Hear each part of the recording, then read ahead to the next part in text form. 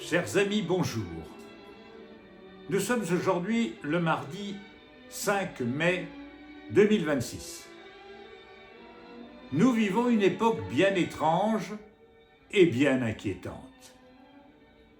Je suis parvenu à un âge où j'ai connu vraiment des modes intellectuelles, politiques, morales, sociologiques, extrêmement différentes.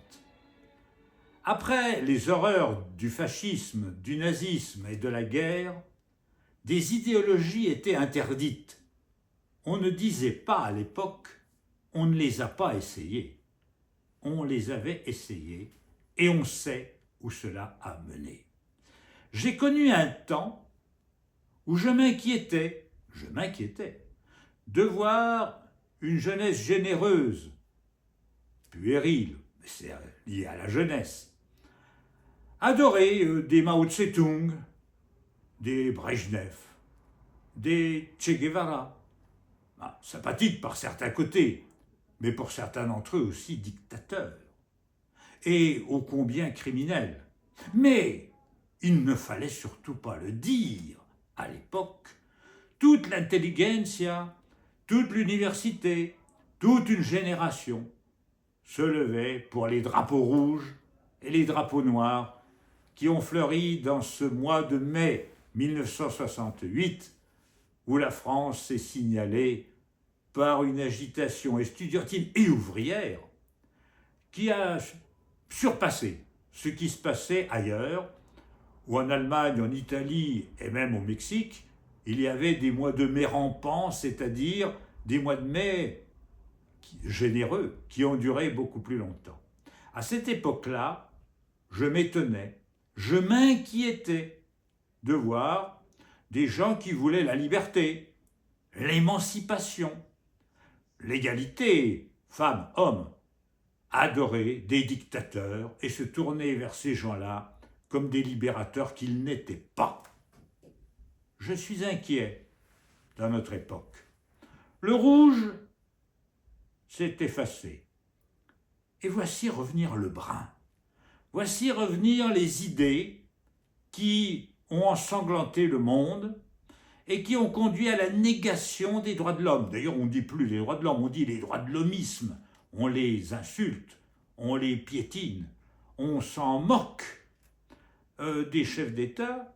Je pense au président actuel des États-Unis, s'assied sur la charte des Nations Unies et proclame qu'il va réduire en cendres ses adversaires, détruire leurs centrales électriques et tous leurs ponts, alors que la charte des Nations Unies interdit de s'en prendre à des installations civiles, même en temps de guerre. Comme nos aînés étaient naïfs de croire qu'on pouvait civiliser les hommes aussi rapidement.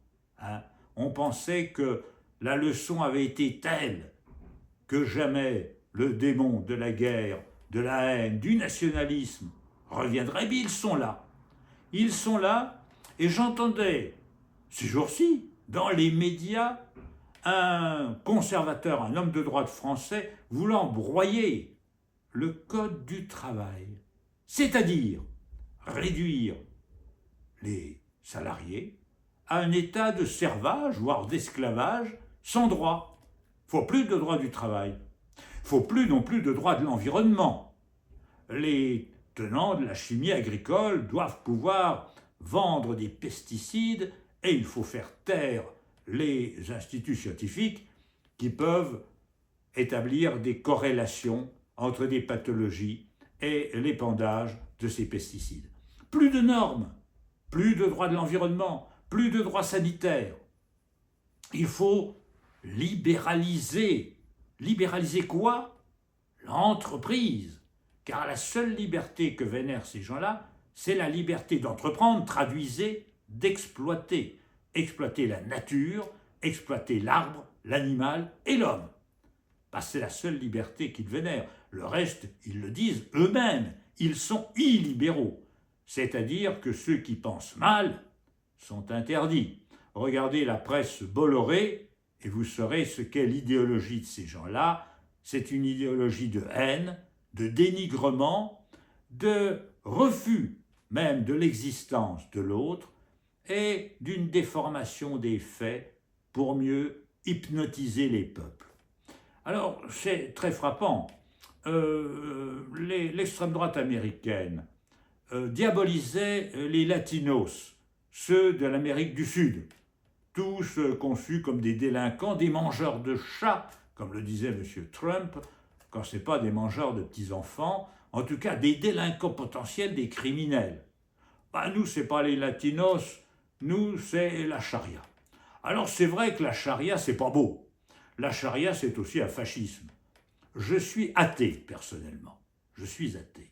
Donc je n'aime pas que les religions se mêlent de politique. Je suis pour la liberté religieuse, étant un adepte, pour ne pas dire un religieux, de la Convention européenne de sauvegarde des droits de l'homme, dont l'article 9 garantit la liberté religieuse. Mais la religion, ça sert aux gens à survivre moralement face au défi de la finitude, c'est au défi de notre propre mort. Si les religions se mêlent de politique, que ce soit la charia des musulmans ou que ce soit les évangélistes qui entourent, les évangélistes chrétiens qui entourent M. Trump, ce sont des gens dangereux et ce sont des gens de haine. Ce sont des fascistes les uns comme les autres.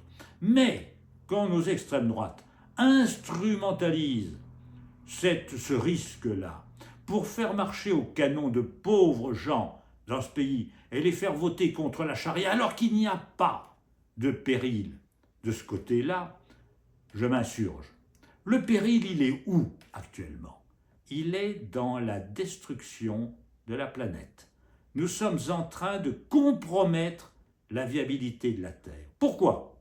Parce que des gens exploitent à fond tout, sans aucune retenue, sans aucun scrupule, en détruisant la biosphère, en détruisant la biodiversité, en altérant le climat et en créant des écarts sociaux entre les humains tels qu'il y aura bientôt 2 catégories d'hommes sur la Terre, une toute petite poignée, une caste d'archimilliardaires qui se mettront à l'abri de tous les besoins et peut-être qui accéderont à une longévité exceptionnelle, et puis les hommes ordinaires, qui sont des hommes, des sous-hommes pour eux, mais ils théorisent cette idée-là.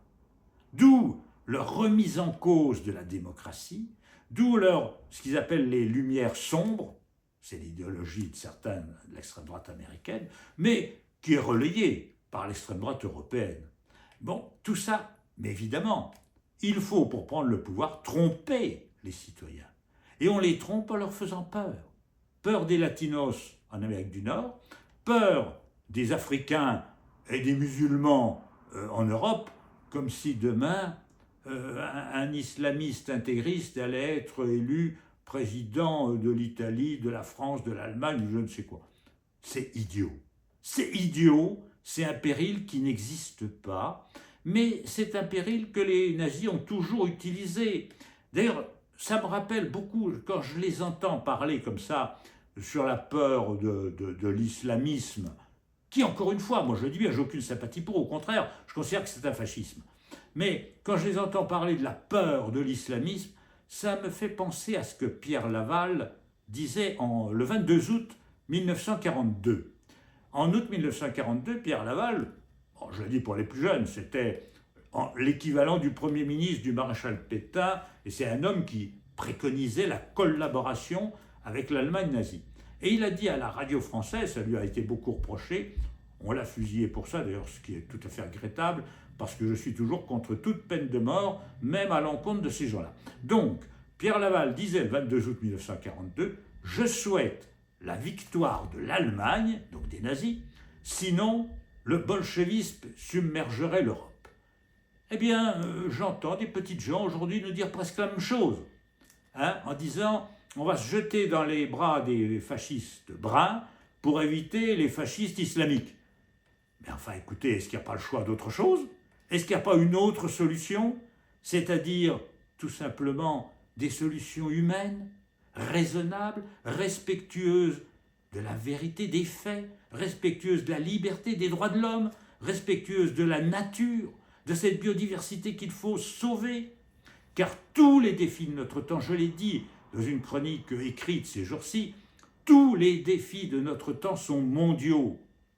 Quand j'entends des gens qui se battent pour des tribus, pour des nations, mais c'est ridicule à notre époque. Ridicule. Les défis du temps sont mondiaux. Les défis écologistes, par exemple, l'altération du climat, ça concerne la Terre entière. La mort de la biodiversité, ça concerne la Terre entière. L'empoisonnement de l'eau, des sols, de l'air par les molécules chimiques de l'agriculture et de l'industrie, ça concerne la Terre entière. Les pandémies virales, si un virus apparaît au Japon, quelques heures après, il est à Paris ou à Rio, parce que le transport fait que maintenant, les pathogènes circulent en quelques heures d'un bout à l'autre de la planète. Quand il se passe un événement à Sydney, on le sait à Montréal, la Terre est devenue un village planétaire. Alors que ces nationalistes rances nous ennuient avec leurs préjugés et en fait leurs manipulations, parce qu'ils ne sont pas plus nationalistes que n'importe qui. En fait, ce qu'ils servent, c'est les intérêts de l'oligarchie et de la plutocratie, du grand patronat. C'est ça, leur vrai maître. C'est pas les drapeaux. Ils n'y croient pas vraiment. Leur idéologie est supranationale. Ils sont beaucoup plus solidaires entre eux, d'ailleurs, qu'ils ne le sont avec leurs propres concitoyens lorsqu'ils ne pensent pas comme eux. Le nationalisme, c'est absurde. Or, pourquoi je le dénonce ? Mais parce qu'il est à notre époque ce qu'était le maoïsme au temps de ma jeunesse, c'est-à-dire une hérésie, une aberration, une impasse, une voie qui mène au malheur et qui mène aux dictatures. Non, ne vous laissez pas manipuler, ne vous laissez pas prendre par des peurs illusoires. Ce qu'il faut, voyez-vous, c'est défendre les droits humains, les droits de l'homme, et comprendre que tout être humain est notre compatriote. Cessons de dresser entre nous des murs, des frontières, des haines. Il faut le dire aux gens qui s'en tiennent pour la charia. Comme je le disais avec humour, plutôt que de bombarder l'Afghanistan avec des bombes, n'aurait-on pas dû leur envoyer en traduction locale des traités d'athéologie pour leur dire écoutez vos dieux, d'accord, c'est bien beau, hein, vous avez le droit d'y croire, nous respectons toutes les croyances, mais ne tuez pas pour ça, ne vous entretuez pas pour ça, n'enfermez pas vos femmes dans des cages, dans des prisons. C'est absurde tout ça, c'est un monde ridicule. Le voile islamique, c'est la croix gammée des musulmans. Il ne faut pas, en effet, s'abriter derrière ces identités meurtrières qui sont en train d'endeuiller la planète. Je suis pour le dépassement de tout cela et pour l'accession d'un être humain hominisé, c'est-à-dire bienveillant. Bienveillant envers ses semblables. Vous me direz, oh, les bons sentiments, hein, peace and love, ça c'était bien bon dans les années 60. Mais maintenant, c'est la guerre d'abord. Et je t'extermine d'abord. Et c'est la guerre des civilisations, et on est dressés les uns contre les autres. C'est ça que nous voulons. C'est ça que nous voulons. Nous voulons une guerre de civilisation. Nous voulons en France une guerre civile entre ceux qui sont nés des natifs et ceux qui ne le sont pas et qui sont des millions. Qu'est-ce qu'on en fait? On s'entretue. On les fout à la mer. Enfin, j'allais dire, mais est-ce que vous vous rendez compte, mes amis, de l'absurdité dans laquelle nous en sommes arrivés, à quel point nous en sommes arrivés, et combien ces partis d'extrême droite sont dangereux.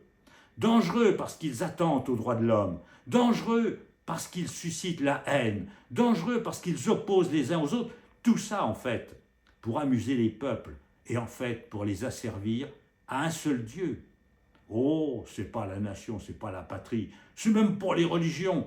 Trump est entouré d'évangélistes chrétiens, mais il n'est pas lui-même croyant. Bon, leur Dieu qu'ils servent, vous savez ce que c'est? C'est l'argent. L'argent. L'argent des privilégiés. L'oligarchie. C'est ça, leur vrai maître, et ce n'est que cela. Tout le reste, c'est pour amuser ceux qu'ils prennent pour des gogos, ceux qui veulent faire voter au canon, ceux qui veulent faire marcher en leur faisant croire qu'il y a des périls qui n'existent pas. Les vrais périls, voyez-vous, c'est la viabilité de la Terre qui est remise en cause.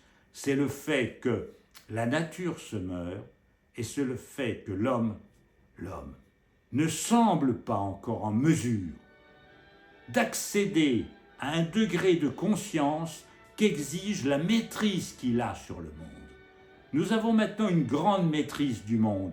Apprenons à maîtriser cette maîtrise et à la mettre au service de la vie, du vivant, de la guérison des maladies.